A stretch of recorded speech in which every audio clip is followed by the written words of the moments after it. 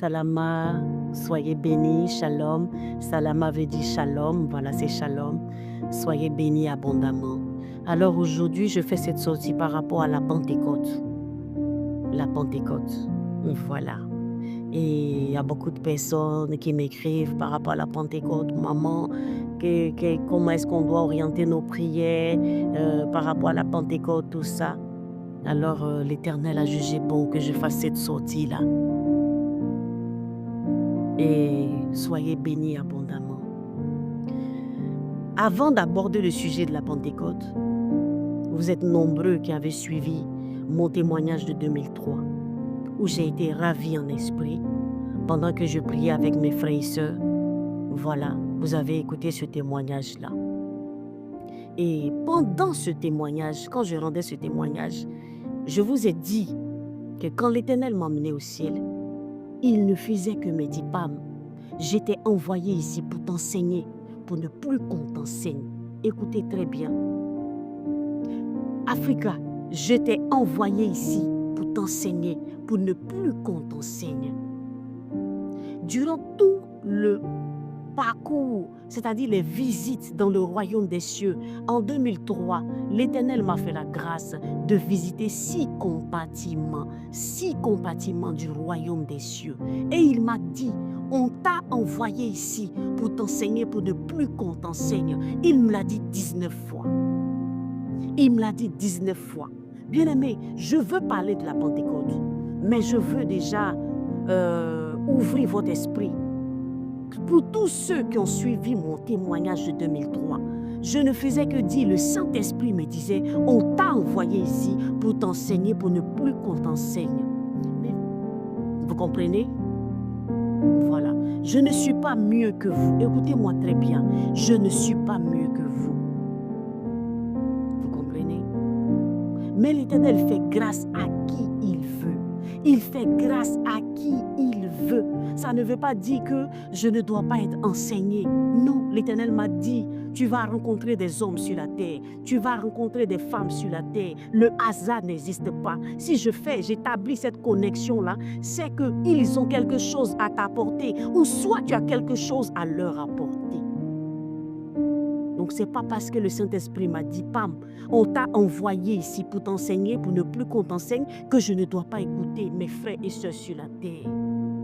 Est-ce que vous comprenez? Loin de moi l'orgueil, loin de moi ces choses-là. Et je prie que l'Éternel vraiment veille sur moi. Je prie qu'il m'aide à aller jusqu'au bout. Je prie qu'il m'aide à ne pas tomber dans ces choses-là. Aujourd'hui, je vais vous parler de la Pentecôte. Je vais vous parler de la Pentecôte. Vous savez, les gens ne connaissent pas la date exacte de la Pentecôte. La théologie dit compter 50 jours après la Pessa, qui est la Pâque. La théologie dit compter 50 jours après la Pessa, qui est la Pâque. Après les 50 jours, nous sommes dans la Pentecôte. C'est ce que la théologie a toujours enseigné. Bien-aimé, moi l'Éternel m'a révélé les vraies dates de la Pentecôte. Et dans un live, j'ai même parlé de la date de la Pentecôte. Bien-aimé, la Pentecôte a bouleversé le monde. La Pentecôte, l'arrivée du Saint-Esprit a bouleversé le monde. Voyez, imaginez un monde sans la présence de Dieu. Imaginez-vous un monde sans la Roua, sans Roua, Akodesh, sans la présence de Dieu. Une fois que le Saint-Esprit est descendu, bien-aimé, le monde a changé. Il y a eu quelque chose qui s'est passé. Il y a eu quelque chose qui s'est passé, bien-aimé. Quand les disciples sont rentrés dans la chambre haute, quand les disciples sont rentrés dans la chambre haute et qu'ils ont commencé à prier, quand les disciples ont commencé à prier, bien-aimé, je veux ouvrir votre esprit. Bien-aimé, je ne dirai pas les choses que le Saint-Esprit ne m'a pas dit. Je ne dirai pas les choses que la Roua ne m'a pas révélées. Je ne dirai pas les choses que je n'ai pas vues. Je ne dirai pas les choses. Bien-aimé, comprenez? Je ne dirai pas les choses que le véritable, le vivant ne m'a pas enseigné. Les anges sont venus me chercher et m'ont emmené au temps des disciples, où Marie de Magdala a évangélisé, a réévangélisé les disciples, les a réunis. Bien-aimés, quand Jésus est parti, à un moment donné, il y a eu un froid qui s'est installé parmi les disciples. Il y avait un froid.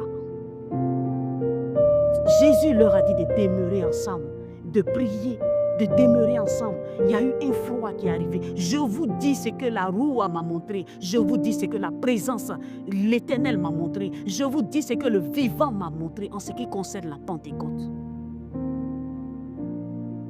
Vous comprenez? Ces disciples-là étaient de même nature que toi et moi. Le découragement s'est installé après que l'Éternel soit parti, que Jésus soit parti. Marie de Magdala a commencé à les évangéliser. Quand je dis évangéliser, à les rappeler de la communion qu'ils ont eue avec le Christ, à les rappeler des bons moments qu'ils ont eus avec le Christ, à les encourager, à les galvaniser. À la chambre haute, aujourd'hui on pouvait trouver 2 personnes, 2 disciples. Le lendemain on pouvait trouver 3 disciples. Après on pouvait trouver 4 disciples. Ils n'étaient jamais au complet. Jusqu'à ce que Marie de Magdala, un beau jour, arrive à avoir la main. C'est-à-dire qu'elle arrive à tous les rassembler. C'est Marie de Magdala. Je vous dis ce que l'Esprit m'a montré. Le Saint-Esprit est venu me chercher. Il m'a emmené dans les Écritures. Elle a réuni les disciples.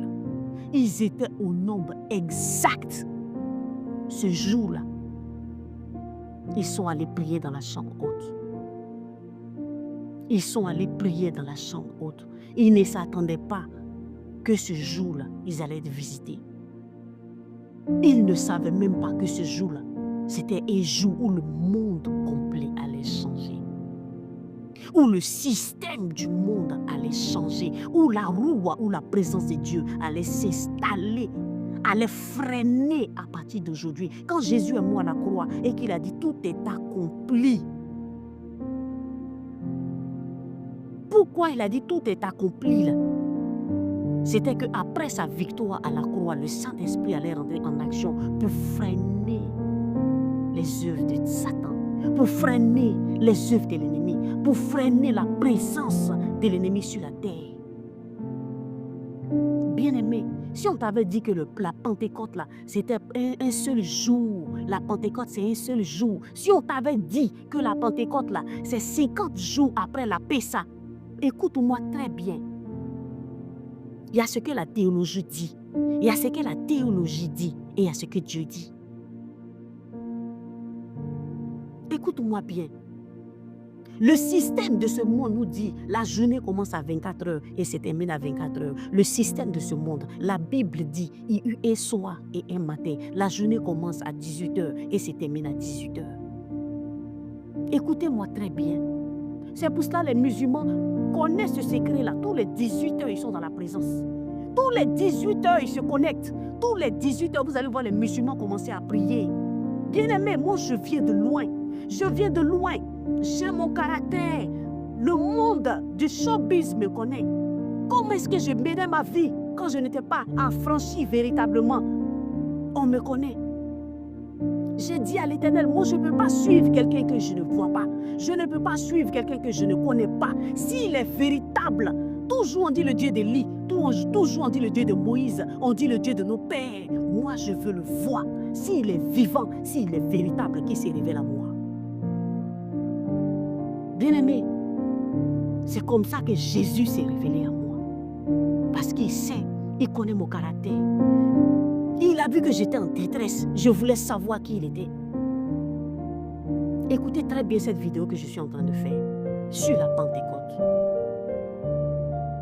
On vous a dit que la nuit, la journée commence à 24 heures et se termine à 24 heures. Moi, je vous dis, par le Saint-Esprit et par les Écritures, la Bible dit il y a eu un soir et un matin. La journée commence à 18 heures et se termine à 18 heures. Je viens toujours à la Pentecôte. Vous comprenez? Je viens à la Pentecôte. Quand Marie de Magdala les a réunis, Écoutez-moi bien, il y a les gens qui vont dire, oh, elle dit qu'elle a vu le passé, elle rentre dans les Écritures, le Seigneur lui montre les passés. Bien-aimé, ça dépend de ce que toi tu demandes à Dieu. Ça dépend de ce que tu demandes à Dieu. Il y a des gens qui sont là, papa, je veux parole de connaissance. Père, je veux démontrer. Seigneur Jésus, donne-moi la puissance pour pouvoir, quand je vais m'arrêter devant le peuple, que je voie le problème du peuple. Ça, c'est ce que certains ont demandé. Moi, j'ai dit, Père, Seigneur Jésus. Moi, j'ai dit, Seigneur Jésus, montre-moi les vraies versions des choses.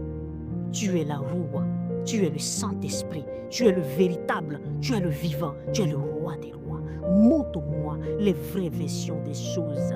Et ce jour-là, j'ai mis toutes les Bibles là. J'ai mis King James là. J'ai mis la Bible du Semeur. J'ai mis Français Courant. J'ai mis Bible Louis Ségon. J'ai mis Louis Ségon révisé. J'ai mis Thompson. J'ai mis toutes les Bibles que je pouvais mettre. J'ai dit, Seigneur, dans tout ça où tu es,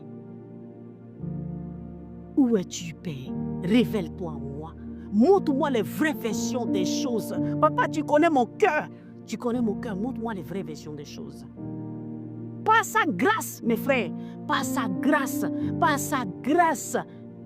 Par sa grâce, j'ai commencé à vivre une expérience que je ne peux pas dire. J'ai commencé à vivre des expériences avec le Seigneur. J'ai commencé à vivre les expériences avec l'Éternel. Parce que même Seigneur, c'est trop léger pour lui.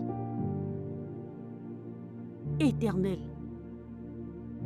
Pourquoi est-ce que j'ai dit éternel?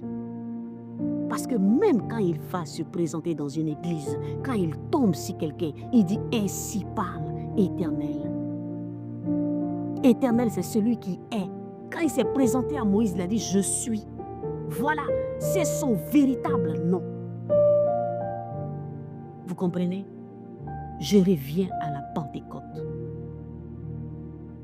Quand les disciples ont commencé à prier ensemble, quand les disciples ont commencé à prier ensemble, bien-aimés, le Saint-Esprit est descendu sur eux. Le Saint-Esprit est descendu sur eux à 18h. La Pentecôte, la présence de Dieu a fait 3 nuits et 3 jours sur les disciples. 3 nuits et 3 jours sur les disciples. Ça a bouleversé le monde, ce qui s'est passé. Ça a bouleversé le monde satanique. Ça a bouleversé le monde. Le système du monde avait changé parce qu'il y a une présence, il y a la lumière qui s'est installée après la crucifixion du roi, après la crucifixion de Jésus-Christ à la croix. Il avait ouvert une porte à la roue, à la présence, au Saint-Esprit de rentrer en scène. Le système a changé. Satan pensait qu'il pouvait gouverner le monde. Le Saint-Esprit est tombé sur les disciples. Il est resté sur eux pendant 3 nuits et 3 jours. Ça a tellement bouleversé le monde que les gens voyageaient pour venir voir ce qui s'est passé. Les gens venaient de partout. Les princes venaient de partout. Parce que ça a pris 3 nuits et 3 jours. Le Saint-Esprit n'est pas descendu sur les disciples qu'une seule journée. Non. Il a bouleversé. Je dis les présidents, les rois de ce temps-là effectuaient de longs voyages pour venir entendre les langues que les disciples parlaient. Venez entendre les langues que les disciples parlaient. Écoutez-moi très bien. Si on t'a dit que la Pentecôte là s'est fait sur une seule journée, ils t'ont menti. Moi, j'explique ce que la présence de Dieu m'a montré. Les anges sont venus me chercher. Ils m'ont amené dans le passé. Bien-aimé, 3 jours et 3 nuits. Le 12 juin. Le 12 juin. Et comme la journée commence à 18h, nous sommes le 11, à partir de 18h, on rentre dans le 12 juin. Écoutez-moi très bien.